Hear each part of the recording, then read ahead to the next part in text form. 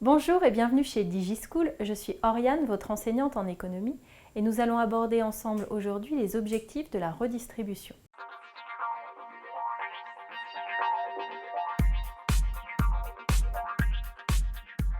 Alors la redistribution vise à réduire les inégalités dans notre pays.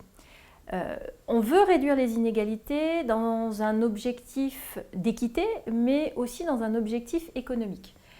Donc la fonction de protection qu'on attribue à la redistribution a en fait trois objectifs qui vont se compléter.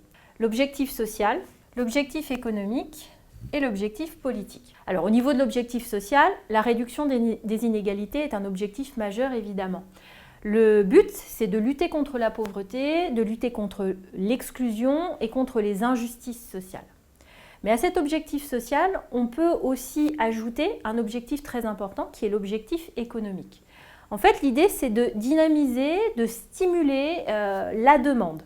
On le sait pertinemment que la demande, c'est-à-dire la consommation, les investissements, les exportations, sont un moteur de l'économie et on souhaite développer cette demande. Or, il se trouve que les ménages qui ont des revenus modestes sont les ménages qui ont la propension à consommer la plus importante.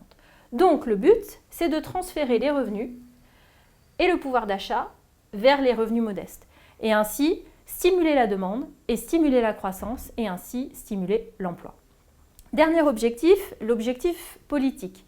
En fait, le principe, c'est en limitant les inégalités, en cherchant à les réduire, on va assurer la cohésion sociale.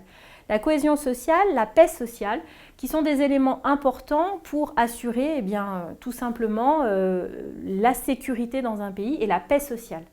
L'idée, c'est que chacun puisse avoir un revenu, puisse profiter d'une certaine dignité et que cela profite à chaque citoyen. Voilà pour ces objectifs de la redistribution.